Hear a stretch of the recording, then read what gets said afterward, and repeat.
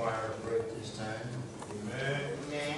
We'll go forward with the word of God. Amen. Amen. Why just saying you go to Revelation chapter 12.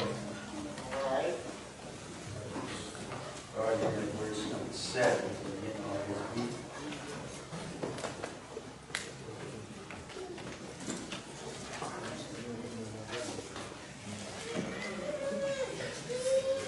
That will be the last book in your Bible. I still your page turning, so I'm just wondering.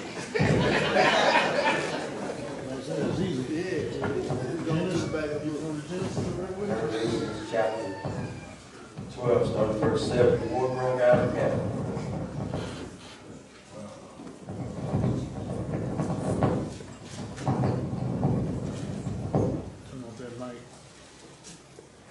War broke out in heaven. Michael and his angels fought against the dragon. The dragon and his angels fought back, but they were defeated, and there were no longer any place for them in heaven. The great dragon was thrown down, that ancient serpent who was called the devil and Satan, the deceiver of the whole world. He was thrown down to the earth.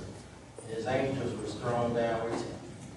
Then I heard a loud voice in heaven proclaiming, "Now have come the salvation and the power in the kingdom of our God and the authority of his Messiah, for the accusers of our comrades have been thrown down, who accuses him not day and night before our God. But they have conquered him by the blood of the Lamb and by the word of their testimony. For they did not cling to life, even in the face of death." You may be seated. Amen. Just a few moments I'd like to talk about winning over the devil. Winning over the devil. Winning over the devil. It's there at 551 BC, during the time of Confucius, that there's a young man born in a military family whose name was Zeus. Zeus is considered to be the developer of military warfare strategy. Zeus suggested that if you know your enemy, that if you know yourself, that warfare can simply be won by knowing yourself and knowing your enemy. Amen. A lot of us know ourselves. A lot of us know our weakness. A lot of us know our strength. A lot of us know our likes and our dislikes. We know how we feel. We know how our bodies are doing physically, mentally, and emotionally. All right. We know how much we can spend and deal with those things. We know so much about ourselves, but we know very little about God or the enemy. All right. All right. We know very little about the demonic realm. Our preacher today deals primarily with his favor, breakthrough, promotion, peace. But we very rarely spend any time talking about our enemy. We spend so much time talking about my season, my purpose. I'm getting my breakthrough. I'm getting my promotion. I'm trying to get to my destiny. Yet sin and Satan are something we very rarely talk about. Peter said it like this: we ought to be vigilant, because our adversary is like a roaring lion seeking who he may devour. I know this may sound old and antiquated in the 21st century and outdated, but I still believe Satan exists. I still believe the demonic world still exists even today. My great commander-in-chief did not leave us without information concerning this battle that we are in. For the weapons of our warfare are not carnal, but mighty for pulling down strongholds. For we wrestle not against flesh and blood, but against principalities, against powers, against the rulers of the darkness of this world, against spiritual wickedness in high places. Therefore take up the full armor of God, that you may be able to stand against the wiles of the devil. Today I won't spend too much time talking about us, because we know us. We know what we like. We know how we like it. We know what we can handle. We know what we can take. And unfortunately, the enemy also knows what we like. Be it midnight black, mellow yellow, pecan tan. Any waste in the big behind, the enemy knows just how you like it. Trust me, he won't send anything your way that he knows you don't like. He knows if you like broad shoulders, wavy hair, or no hair. Maybe you're into drugs or thug life. The enemy knows just what you like. And unfortunately, we don't give the enemy enough credit for knowing us better than we know ourselves.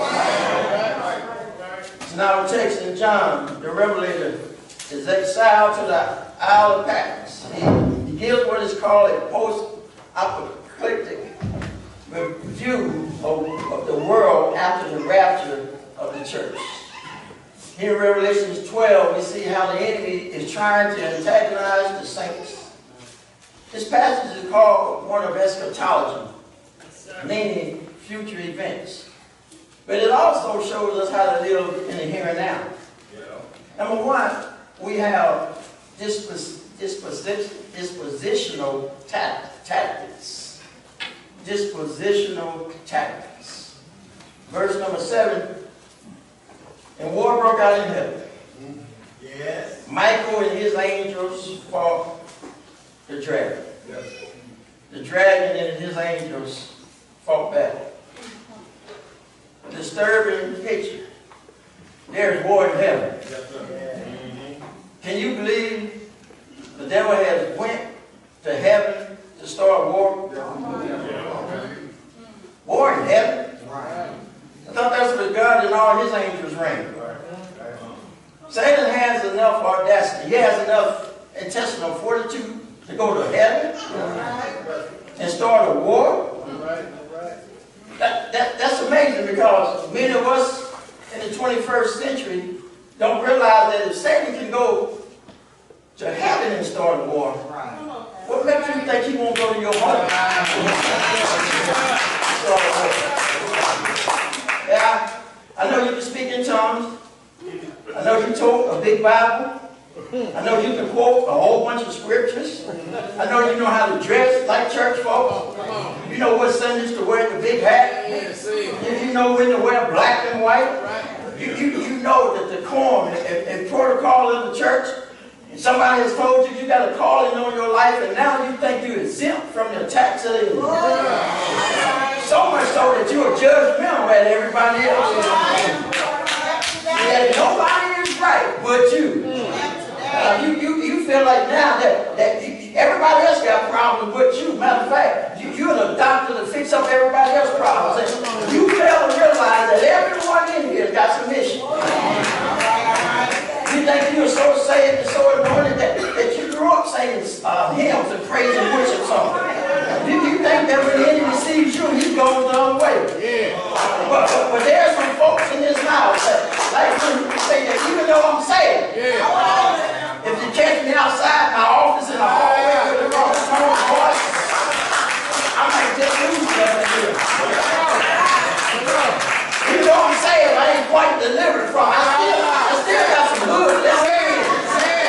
God, thank God that he had grace and mercy for a person like me to go. He know that some Negroes can get on my nerves so much.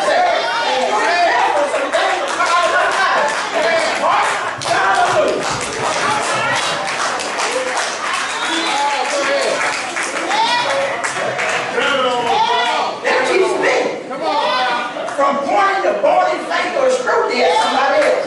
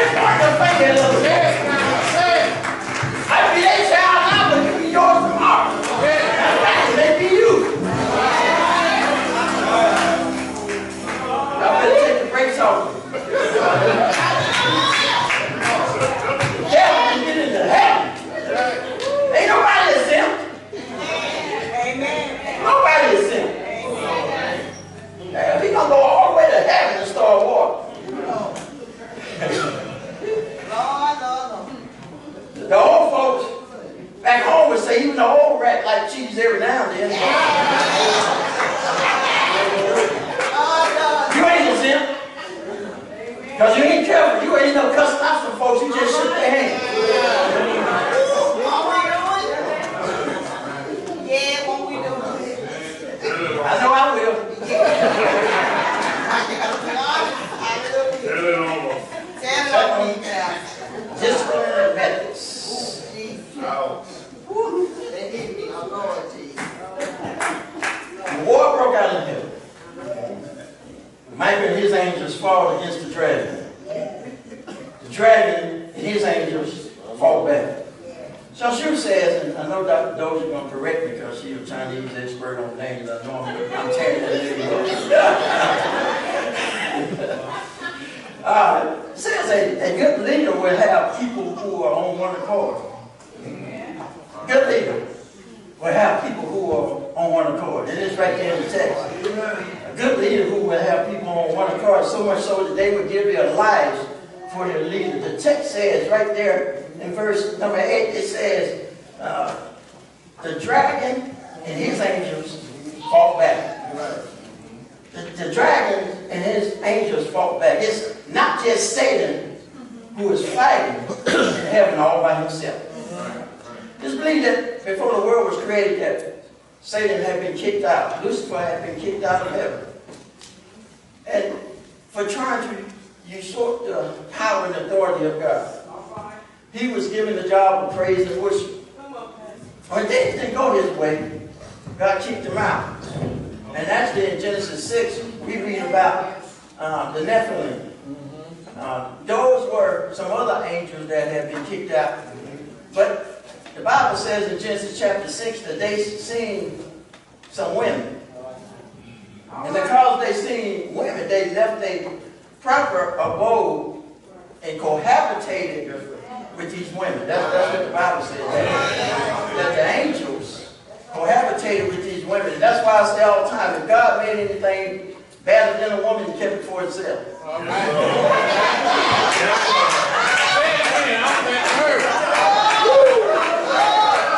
If the angels can look out, who created? They can see some women in. Okay. So in Jude chapter 6, it says those angels are already locked up until the day of reckoning. And so there are some angels who are already in chains, but Satan still has some angels who are on his side. And so what happened, because Satan was kicked out, he took a third of the angels with him. And they are now known as demons. These are the ones that get in your cousins. These are the ones that get in your cousins. I've always been taught since I was a young kid that Satan was kicked out of heaven. My question is, if he's kicked out of heaven, why is he back in heaven? See, Satan's job was to praise and worship God. And what God did is took his job and gave it to some blood-born, sanctified folk. And so what Satan does, he can't stand it when he sees a child of God who can't keep their peace. And so what Satan does, he gets furious. He gets antagonized when he sees that no matter what comes your way, that you refuse to turn around and bow down to the things of this world. So every time Satan sees a child of God worshiping, praising God, Satan gets upset because he reminds Satan of the job he used to have. I don't know about you, but I love reminding Satan of the job he used to have. That's why I don't mind getting loud sometimes. That's why I don't mind speaking sometimes. I don't know about you, but God has been so good to me. I say that I don't care how much it comes to my family. I know folks are wondering what we're going to do. What he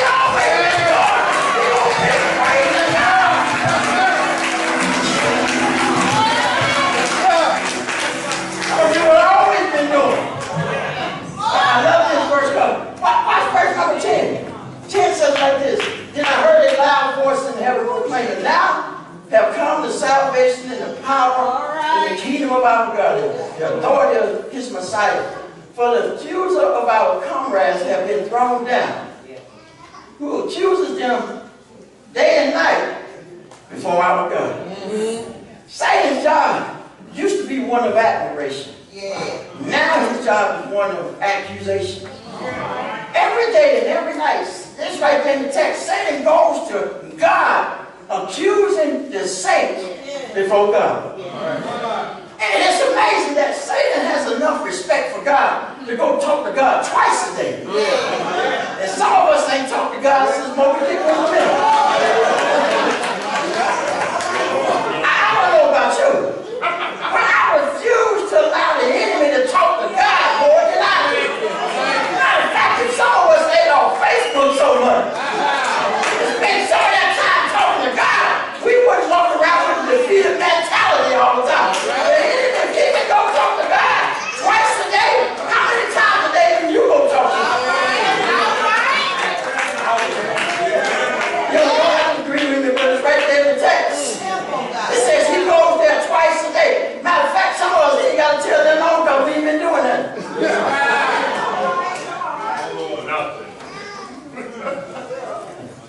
How you going to let somebody else talk to your daddy more than you?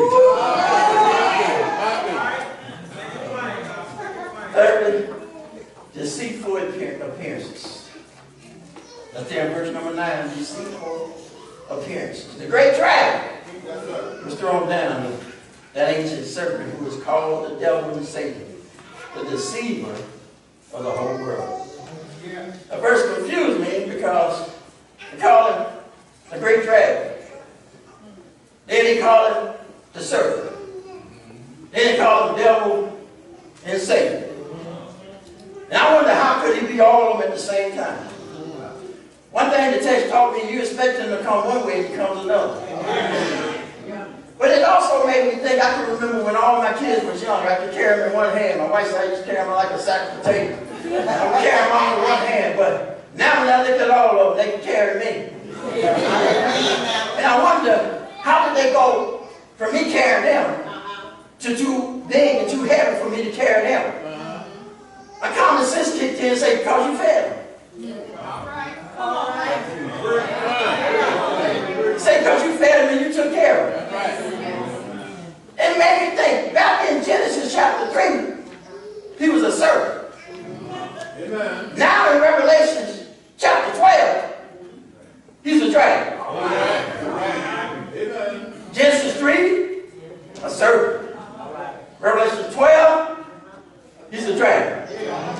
How did he go from being a serpent to a dragon? Can I tell you how? You're right. Somebody been feeding. Yeah. Every time you talk about somebody, you feed them. Every time you going around with some gossip, you think it's true. You feed them. Every time you going around with half-cocked information, talking about what you see on social media, I feed the dragon. Every time you going around lying on folks, shaking their hands, smiling in their face, talking about them at the same time, you feed the dragon. So prideful, can't nobody tell you that? Ain't got but a first grade education, but gonna tell everybody else how to do everything else. You feed the dragon. So arrogant, so prideful, you feed the dragon.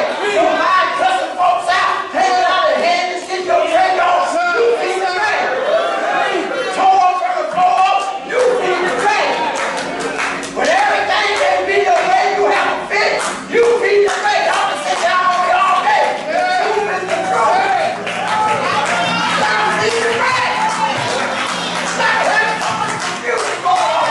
You feed the dragon. Every time you start there, you feed the dragon. Every time you say jump, you feed the dragon. Stop feeding the dragon.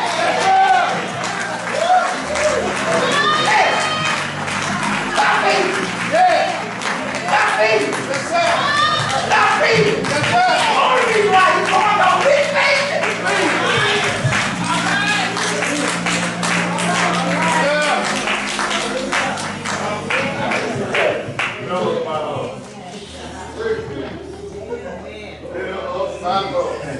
One thing I learned growing up down south, grandma said, boy, if you ever see straight dog. She said, don't feed them. She said, because you'll never get rid of them. Some of us will never get rid of the dragon because we too busy to feed them. Stop feeding them. Can I tell you something else? Quit stirring the stick. It's it.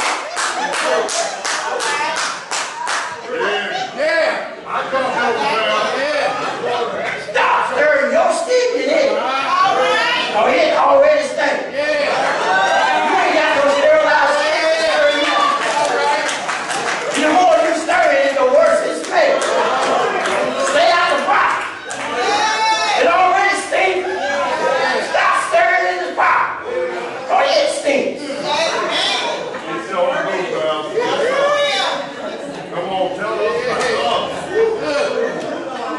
You gonna be a better church? Stop stirring in it. You ain't got to tell pastor what folks used to be like what folks said about it. Stop stirring in it. Yeah, y'all got quiet over here. Don't worry, I ain't gonna drop down and call names. Just stop stirring it. Stop stirring it. Wow. You wonder why we can't get the young folks to come and stay?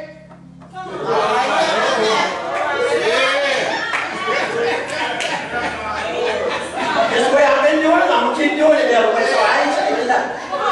And we wonder why don't nobody want to be a search grade with it. You're talking about us today, bro. Yes, sir. Don't get my way, I'm going home. I'll see you on the 73rd Sunday. Okay, so the 71st Sunday. Stop stirring the pot. Fourthly and finally, divine manipulation. Right there in verse number 11. But they have conquered him by the blood of the Lamb, by the word of their testimony. For they did not cling to their life in the face of death. It says divine manipulation. God gave us a weapon that nobody can defeat. Satan nor his adversaries can defeat. He given us a defense and offense. And thank God he didn't give us a special team like the Chicago Bears, but he gave us offense and a special team. That's got us covered all the way around.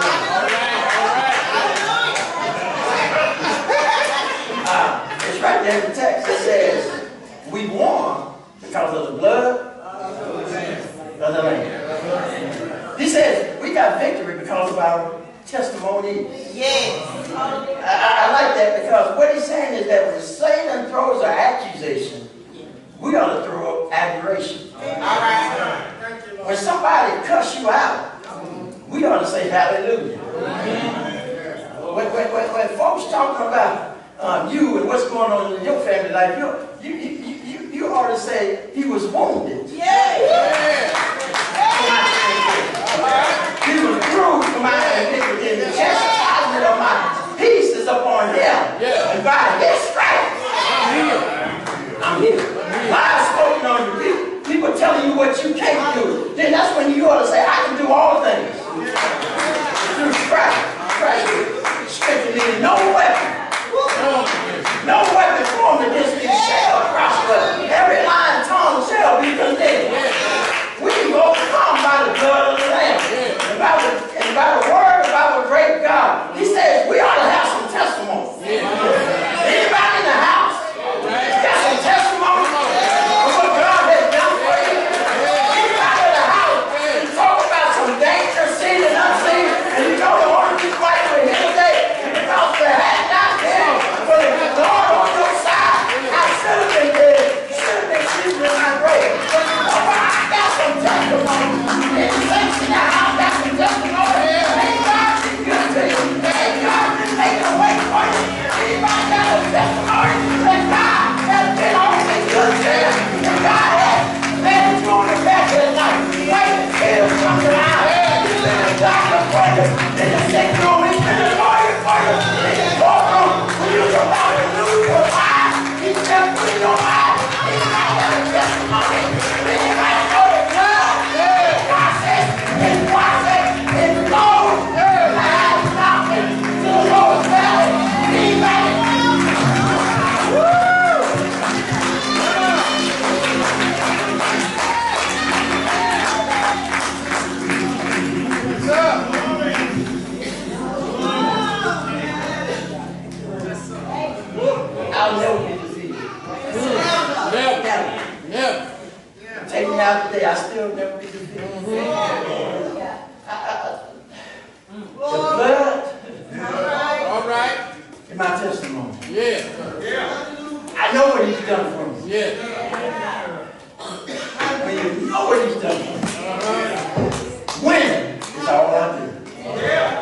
want me to change